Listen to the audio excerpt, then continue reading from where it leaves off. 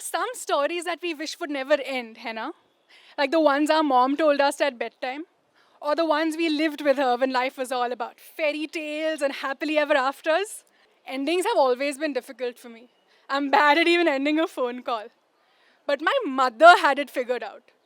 Her trick was to end every phone conversation with Rab Rakha, which was her way of saying, I'll see you soon. I often asked her, Ma, why do you say that? And she always said the same thing. She would be like, Beta, there's something so final about a goodbye. Why not end on a sweeter note? Classic mom. She ended all her stories and phone calls with Rab Rakha, which was love and hope. For me, though, endings came with an irrational fear of forgetting. And I never really wanted to forget anything, especially if it was about my ma. In Feb 2012, when I was in my final year of my bachelor's degree in New York, the doctors told us that mom's cancer had spread to her brain and her spinal fluid, and that she maybe had 6 months to a year left with us. When I flew back home that Feb, her health was already worsening. And before I could even begin to process that this was the rapid beginning of the end, she was admitted to the hospital for the last time. For almost the entirety of those 2 weeks, she was sedated due to overwhelming pain. She was barely awake. She could barely talk or do any of the things we'd seen her do 100 times over. But when she would talk, it was in a much weaker voice, one that was laced in pain. It was then that it started feeling like more of a reality that I was losing my ma. When I sat next to her in the hospital room, my mind often went back to the last time she sounded more like herself. It was a phone call where she gave me a list of things to finish. They were mundane things that would have taken her minutes to do herself if she wasn't confined to that hospital bed. Beta, make sure to pay the Tata Sky bill and refill the MTNL account also. अच्छा सुनो, ये लिख लेना वरना भूल जाओगी. Make sure to pick up Arjun's curtains from the laundry. But even then, her once vivid, vivacious voice had already started feeling and sounding so much more timid and sunken. I tried to remember her every breath on that call, not knowing then that she was counting her last ones right there in front of me on that hospital bed. The day she passed, I went over this last conversation of ours over and over and over again in my head, trying to memorize its every detail, remembering her high notes, remembering her pauses, remembering her sighs, just remembering her. The last 3 years of Ma's life, I lived in a different country because of my education.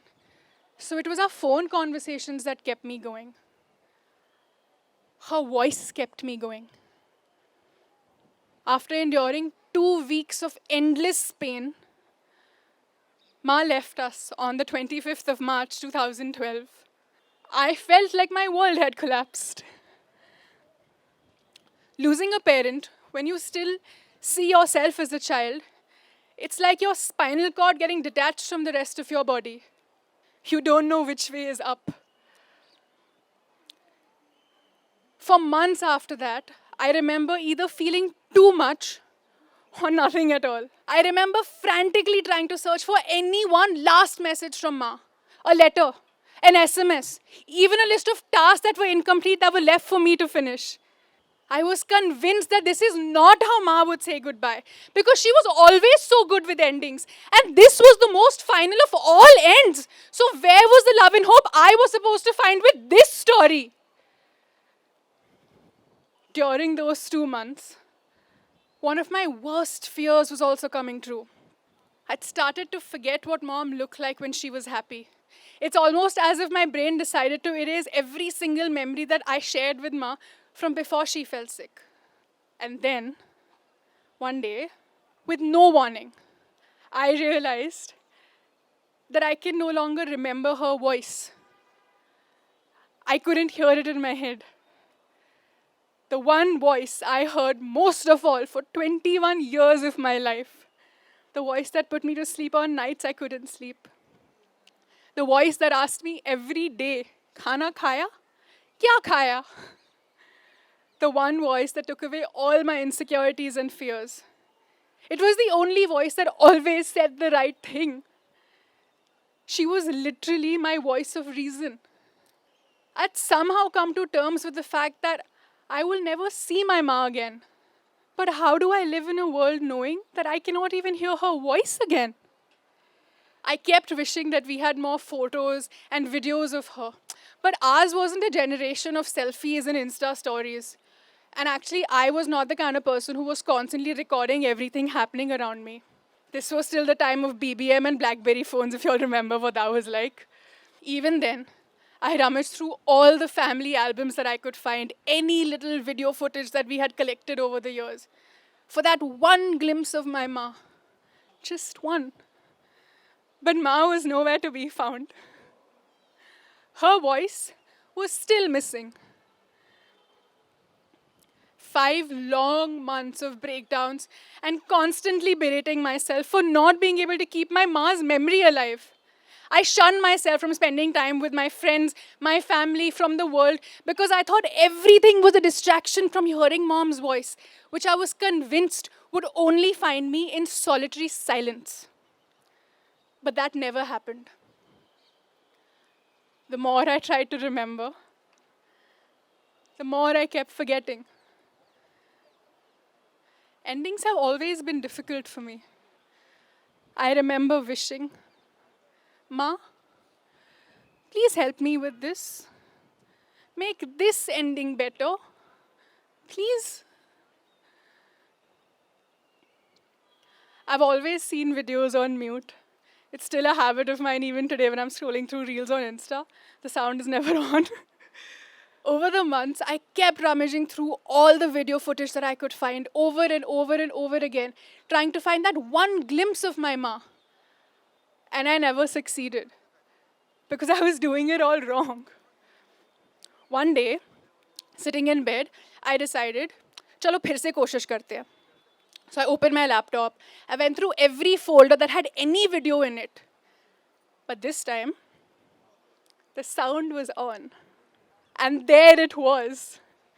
That elusive 5-second voice clip of my ma talking to our dog in her old room.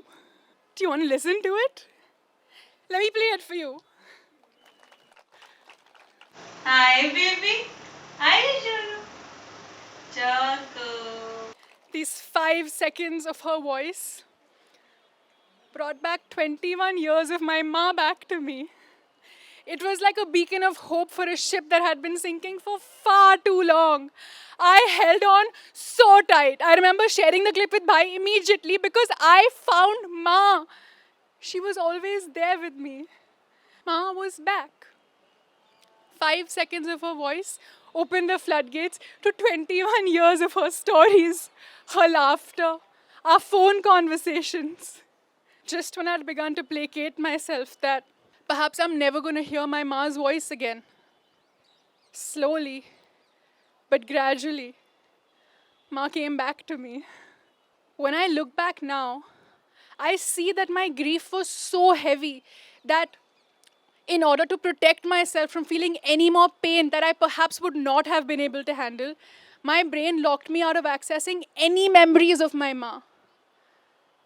But as soon as I decided that I was ready to pick up the pieces of my life in whatever way or form they were and move forward towards joy, Ma's voice found me, knowing that I was now ready to listen to whatever it is that she had to say. तुझे जो बनना है, तुझे जो करना है, तू कर. बस खुश रह. She always said, no matter what you do with your life, just make sure your heart is singing. I never understood what that meant. I'm not a singer. She was the singer. But I guess I just hadn't understood how powerful a song, a laugh, or a voice can be. Today is her birth anniversary. She would have been 60. So today, more than ever, thank you for listening to her voice and mine. Rab Rakha.